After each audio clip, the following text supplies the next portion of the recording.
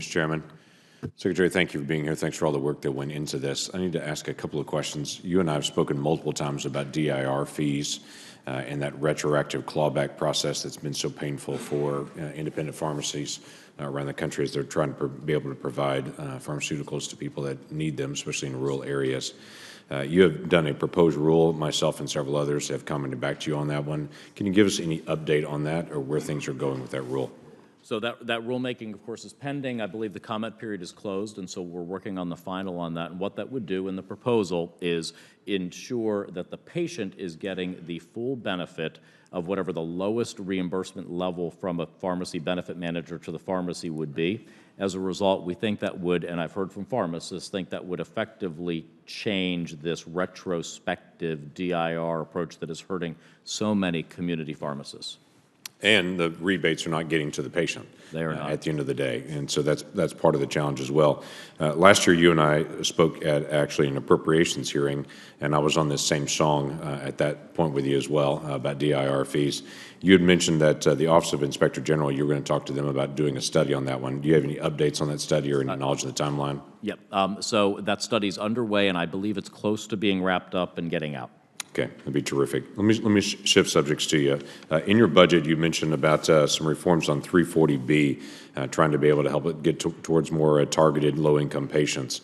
But there's not a lot of details on it. Can you help fill in the blanks for me a little bit about what you're thinking on 340B in that program? You bet. So first, we have asked for plenary regulatory authority for HRSA within the 340B program. We just aren't able to actually regulate in that program right now, and we need the ability to do that to conduct appropriate oversight and ensure and demand transparency. We have asked for a user fee program from the beneficiaries, the hospitals and entities that get benefit from the 340B program to actually fund our work in providing that type of oversight. We also have asked that those entities that are taking advantage of the 340B program live up to their commitment to deliver charity care to individuals by not sharing with them the savings from our drug pricing program, where we have reduced the reimbursement and the spread that hospitals are getting in the drug program. We've reduced that and saved seniors $320 million a year, but we have to plow those savings back to all facilities, and we in the budget have proposed that those savings should only go to facilities that are dedicating 1% minimum to charity care. So 1% is an exceptionally low threshold. I've heard that number thrown around a lot. What percentage of providers do you think out there that could not meet the 1% threshold of charity care right now, that say they do charity care but couldn't meet a 1% threshold? I don't have that data. I fear that it is not all of them, which is rather astounding. Right.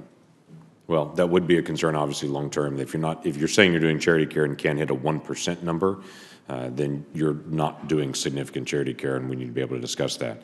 Let me shift one more time to the biosimilar area, and I know that Senator Cornyn brought up some of these things, but I want to be able to drill down a little bit more on this. Between the biosimilar program and a recommendation that's out there that your budget includes a $0 cost sharing on generics and biosimilars for low-income beneficiaries in Medicare Part D. Would that make sense to actually expand in the Part B area as well? I haven't studied that question, but we want to incent the adoption of biosimilars, figuring out whether it's cost sharing or is it around provider reimbursement on biosimilars in Part B. Happy to work with you on that. Whatever it takes, we want to ensure that we can create a viable, profitable biosimilar industry here that shifts share to it the way we've done with the generic industry. So there's been some concerns that the incentives currently in place, especially in the Part B world, are not to use the biosimilars, to do the biologic, and that there's a higher reimbursement amount and higher reimbursement percentage in Part B for the biologic. How does that get balanced out long term? Where do you think that needs to go? Yeah, so right now with Part B, because you get paid ASP, average sales price, plus 6%, if you have a higher price, which would be the branded product, you, the physician, get reimbursed more for using that drug than if you use a lower cost biosimilar. It is perverse. We need to solve that. That's part of what we're proposing with our foreign reference pricing, the international pricing index model. That's part of what we changed in the reimbursement model that we did in Part B in this administration to actually make biosimilars more price competitive against the branded product, not discriminated against. Right. There is some concerns, and Scott Gottlieb had mentioned he had some concerns that there was just noise in the marketplace between biologics and biosimilars, saying biosimilars don't live up to the standard. Now, many companies have both, but that there was an intentional effort to try to make it noisier and think it's not as safe on the biologic or biosimilars and such. Do you perceive that in the marketplace as well? I perceive that, although increasingly the big pharma companies are actually getting into biosimilar They're doing both. competition, and so I think that will get mitigated over time.